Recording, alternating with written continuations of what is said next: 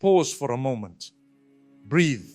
Because what you are about to hear might change how you see money, poverty, and dignity forever. Many Muslims grow up hearing one sentence again and again. Being poor is closer to Allah. Rich people are far from deen. If you want Jannah, accept poverty. But today, we need to ask an honest question. Is poverty really loved in Islam? Did the Prophet Muhammad sallallahu alayhi wasallam love poverty, or have we misunderstood something very dangerous? Because misunderstandings indeed don't stay harmless. They quietly destroy lives, families, faith. Let me tell you something very important. The Prophet Muhammad sallallahu alayhi wasallam used to seek refuge from poverty. Yes, refuge, not acceptance, not glorification refuge. Think about that. Why would the Messenger of Allah sallallahu alaihi wasallam, the most content, the most grateful, the most patient human, ask Allah subhanahu wa ta'ala to protect him from poverty? If poverty itself was a virtue, this alone should make us pause. There is a dangerous lie that floats silently in our communities. If you're struggling financially, just be patient. Allah loves it. Patience is noble. But romanticizing poverty is not Islam. Islam does not praise hunger that breaks dignity. Islam does not praise desperation that pushes people into haram. Islam does not praise a state where a believer must beg, borrow, or humiliate themselves just to survive. In fact, Islam warns us about where unchecked poverty can lead. The Prophet Muhammad sallallahu alaihi wasallam taught us a powerful dua. A dua his companions used to recite after every single salah. They would say, "Oh Allah, I seek refuge in you from disbelief and poverty and from the punishment of the grave." Notice something shocking. Kufr, disbelief, and poverty are mentioned together. Why? Why would the Prophet sallallahu alaihi wasallam place poverty next to disbelief? Was he exaggerating? No. He was warning us.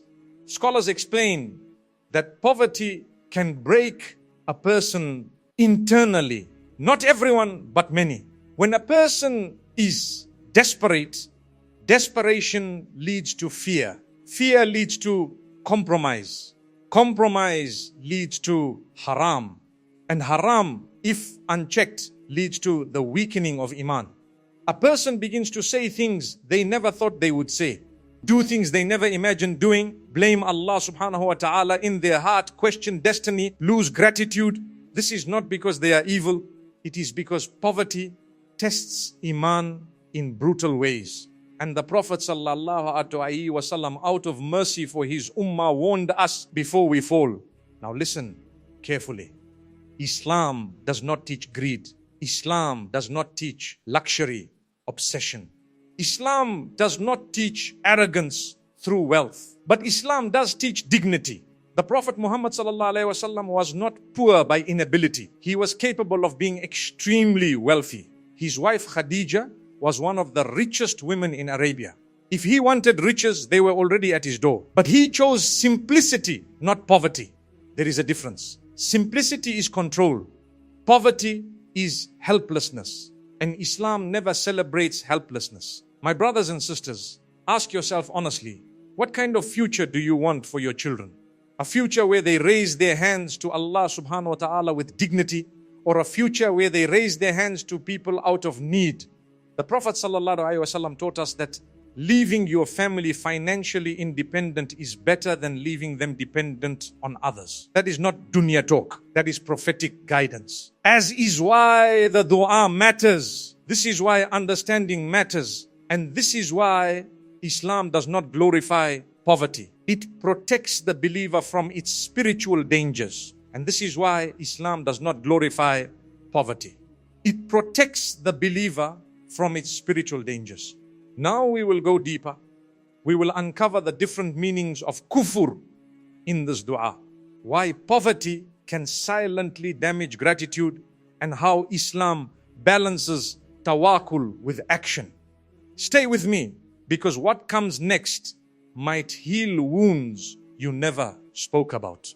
My dear brothers and sisters, let us go deeper now, because the dua we mentioned is not a simple word. It is prophetic psychology. It is spiritual protection. The Prophet Muhammad sallallahu alaihi wasallam said, "Oh Allah, I seek refuge in you from disbelief and poverty." Now the question is, what kind of disbelief is being mentioned here? Because not every kufr takes a person out of Islam. And this is where many people misunderstand. Scholars explain that kufr has multiple layers. Kufr of belief, leaving Islam entirely. Kufr of action, actions that resemble disbelief. Kufr of ingratitude, denying, resenting or complaining about Allah's blessings.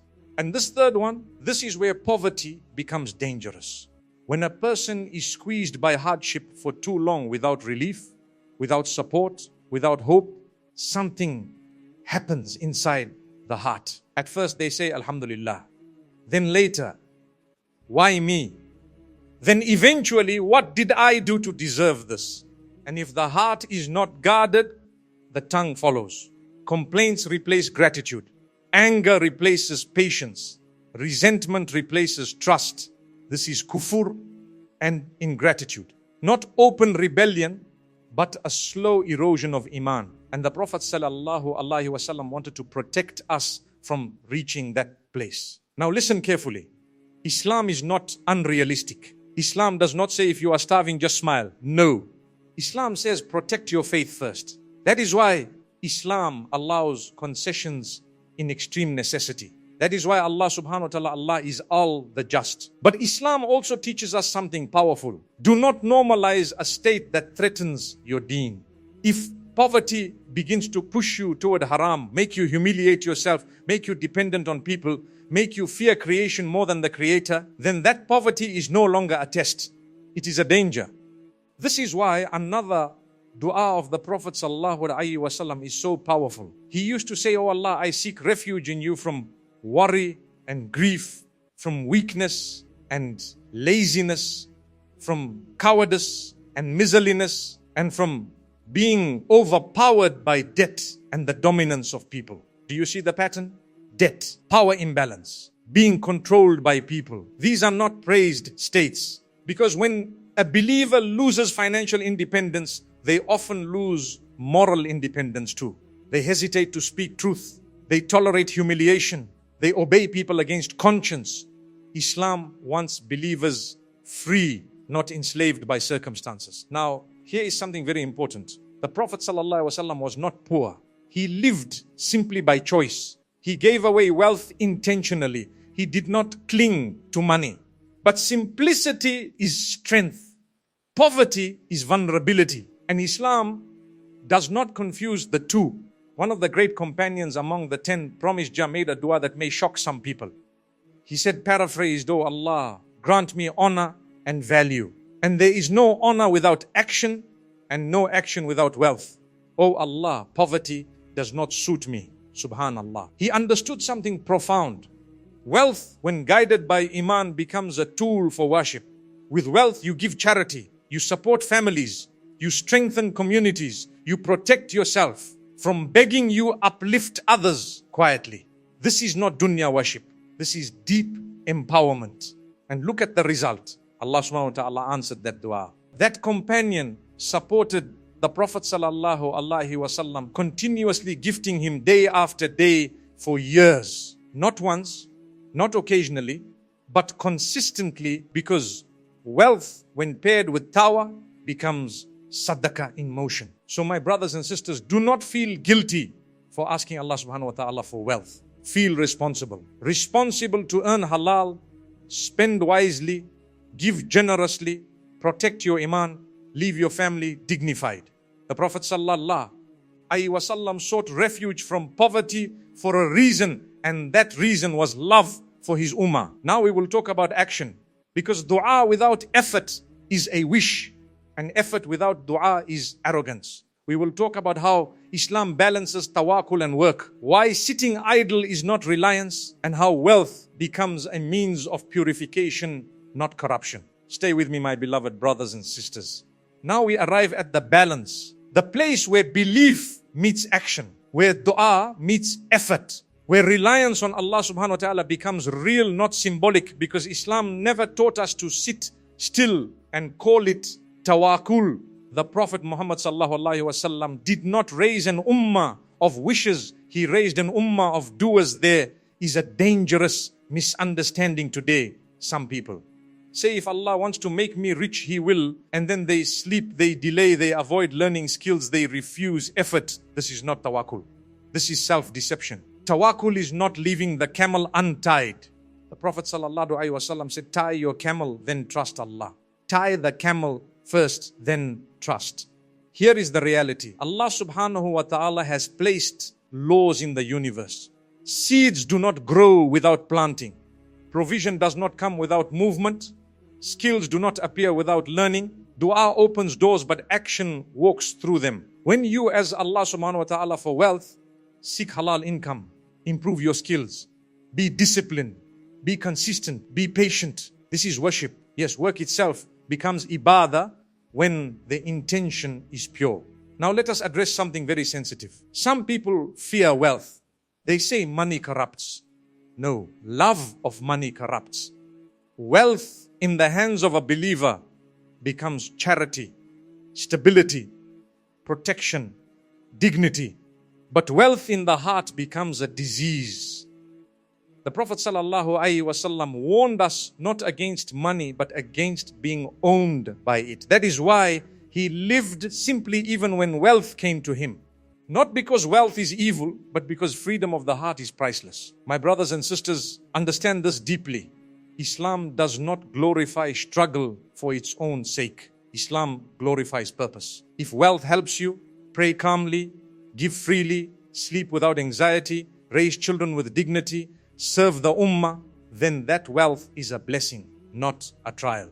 But if poverty pushes you toward haram, toward humiliation, toward resentment, toward despair, then seeking relief is not weakness. The Prophet ﷺ sought refuge from POV after every salah. Think about that. 5 times a day, consistently, publicly. So do not feel ashamed to ask Allah subhanahu wa ta'ala for provision. Feel ashamed only if you ask but never act. Complain but never try. Make dua but refuse discipline. Because Allah subhanahu wa ta'ala loves effort. So stand up, learn work, build, give, and keep your heart detached while your hands are active. This is the prophetic path. This is the balance. This is how wealth becomes light, not darkness. Now close your eyes. Raise your hands even in your heart and whisper with me. Ya Allah, we stand before you with hearts heavy yet hopeful. Ya Allah subhanahu wa ta'ala, you are Al-Lani and we are the needy. You are Al-Razak and we are the ones searching. Ya Allah, do not test us with poverty that breaks our dignity. Do not test us with wealth that hardens our hearts. Ya Allah, grant us provision that is halal, wide and blessed. Provision that allows us to pray without anxiety, to give without fear, to sleep without humiliation, and to stand tall without begging anyone but you. Ya Allah, protect us from faker that leads to despair, from desperation that leads to haram, from need that shakes our iman. Ya Allah, purify our intentions. If you give us wealth, do not let it own our hearts. And if you delay it, do not let Shaytan whisper hopelessness into our souls. Ya Allah, make us among those who tie their camel and trust you. Those who make dua with tears and follow it with effort. Ya Allah, grant us rizq that brings us closer to you, not farther. Grant us wealth that becomes sadaqah, not fitna. Ya, as Ramadan approaches, cleanse our hearts before we cleanse our stomachs. Detach us from dependence on the dunya while teaching us responsibility within it. Ya Allah, provide for our families so they never have to bow to people. Make us givers, not dependent. Make us sources of wherever you place us. Ya Allah, accept this dua. Accept our striving. Accept our weakness. Accept our return to you. Ameen. Amen. Amen. If this reminder touched your heart, don't let it stop here. Make this dua part of your life. After every salah, take one step today. Learn a skill. Seek halal work. Plan your growth. Trust Allah subhanahu wa ta'ala. but don't abandon effort. And if this message benefited you even a little, share it. Someone out there is struggling in silence.